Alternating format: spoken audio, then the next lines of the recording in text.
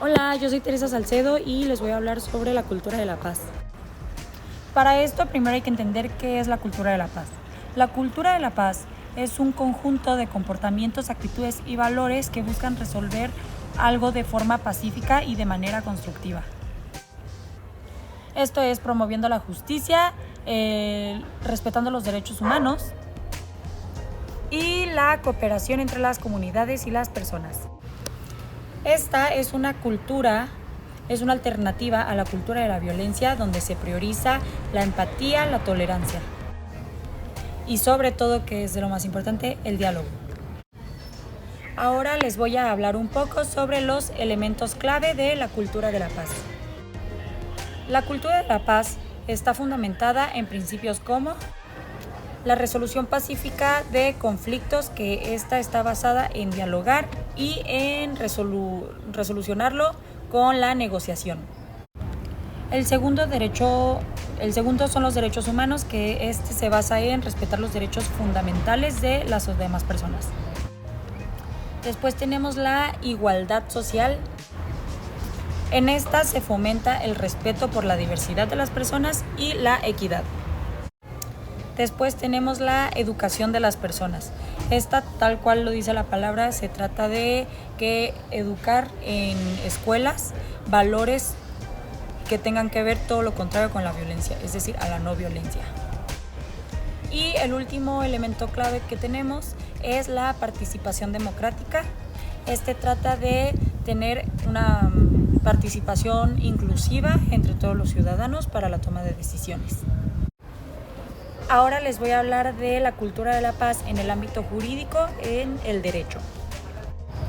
En el ámbito jurídico, la cultura de la paz sirve para prevenir todos los problemas sin generar la violencia y la resolución de conflictos. Esto es decir, lo conocemos como la conciliación y arbitraje. También la conocemos hoy en forma como la mediación, y bueno, esta también sirve en el ámbito jurídico en materia de derechos humanos, que se eduque en forma legal, en un ámbito legal. Muy bien, ahora les voy a hablar sobre algunos ejemplos prácticos en la cultura de la paz. El primer ejemplo es la mediación entre conflictos familiares. Este lo podemos ver en las soluciones pacíficas en temas como la custodia del menor, en este caso, o de algún divorcio. El segundo ejemplo es la justicia restaurativa. Esta es donde cada una de las partes dialogan para reparar el daño y, en su caso, restaurar cualquier tipo de relación que tenga entre sí. Y el tercer ejemplo son los programas de prevención en las escuelas. Esta consiste en evitar el bullying, fomentar relaciones inclusivas, y las vemos muy en las escuelas, que está muy castigado este tipo de cosas como bullying y todo esto, con sanciones administrativas, con sanciones escolares, con citatorios a los papás para poder conciliar esto, con hablar con el niño. Incluso los vemos en psicopedagogía, que cuentan varias escuelas con esto, para en todo caso que se preste haya alguna persona que le ayude al menor, en este caso, con el seguimiento y el proceso para que éste se encuentre bien.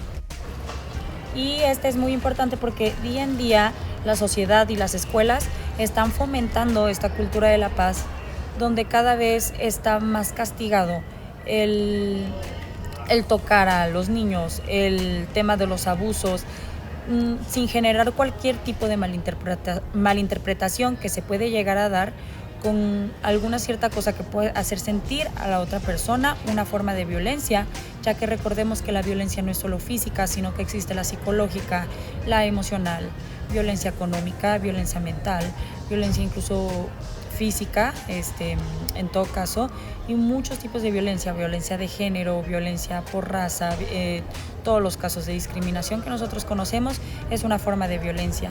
Entonces, todas estas medidas, organismos que están fomentando de la mano con los derechos humanos, cada vez son enfocados para que las personas podamos tener una sociedad más pacífica de manera lineal y más inclusiva, donde todos se sientan pertenecidos y todo ese índice de discriminación baje.